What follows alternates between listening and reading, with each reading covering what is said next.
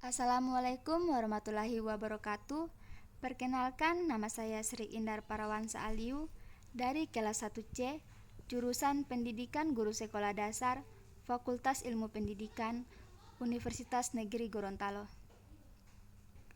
Video ini dibuat untuk memenuhi ujian akhir semester mata kuliah Pancasila yang diampu oleh Bapak Chandra Chuga SPD MPD. Di sini saya akan menjelaskan tentang materi Pancasila dan nilai-nilai anti korupsi. Yang pertama, pengertian korupsi.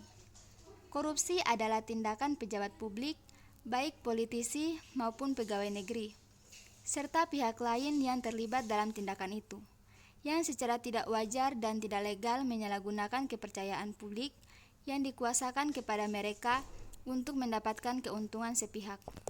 Selanjutnya, faktor penyebab korupsi. Secara garis besar, penyebab korupsi dapat dikelompokkan menjadi dua, yaitu faktor internal dan faktor eksternal.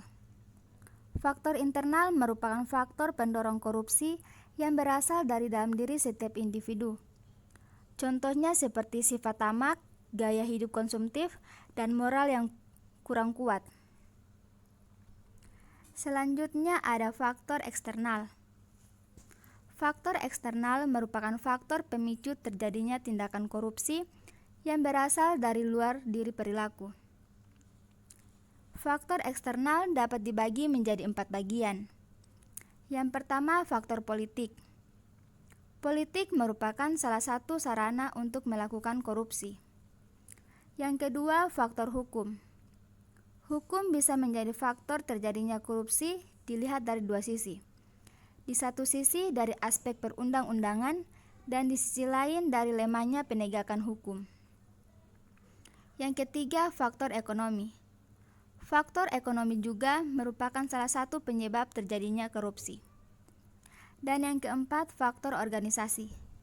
Organisasi dalam hal ini adalah organisasi dalam arti luas.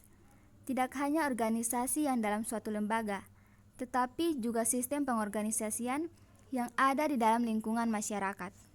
Selanjutnya, dampak korupsi. Dampak korupsi dapat dibagi menjadi 7 bagian. Yang pertama, dampak terhadap ekonomi. Yang kedua, dampak sosial dan kemiskinan. Yang ketiga, rumusan otoriter pemerintahan. Yang keempat, dampak terhadap politik dan demokrasi. Yang kelima, dampak terhadap penegakan hukum. Yang keenam, dampak terhadap pertahanan dan keamanan. Dan yang terakhir, dampak terhadap lingkungan. Selanjutnya, prinsip-prinsip anti korupsi. Prinsip anti korupsi terbagi menjadi 4. Yang pertama, prinsip akuntabilitas. Akuntabilitas adalah kesesuaian antara aturan dan pelaksanaan kerja. Yang kedua, prinsip transparansi. Dalam bentuk yang paling sederhana, transparansi mengacu pada keterbukaan dan kejujuran untuk saling menjunjung tinggi kepercayaan. Yang ketiga, prinsip kebijakan. Prinsip kebijakan ini ditunjukkan untuk mencegah terjadinya manipulasi dalam penganggaran. Yang keempat, prinsip kontrol kebijakan. Kontrol kebijakan merupakan upaya agar kebijakan yang dibuat betul-betul efektif dan mengeliminasi semua bentuk korupsi. Dan yang terakhir yaitu tentang upaya pencegahan korupsi.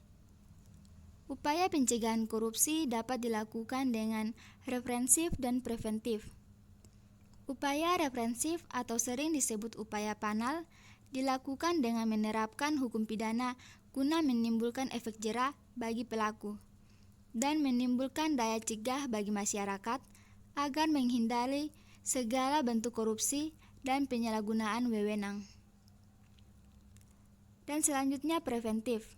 Sedangkan upaya preventif dilakukan melalui sarana di luar hukum pidana. Itulah materi yang bisa saya sampaikan, lebih dan kurangnya saya mohon maaf. Wabillahi taufiq wal hidayah. Wassalamualaikum warahmatullahi wabarakatuh.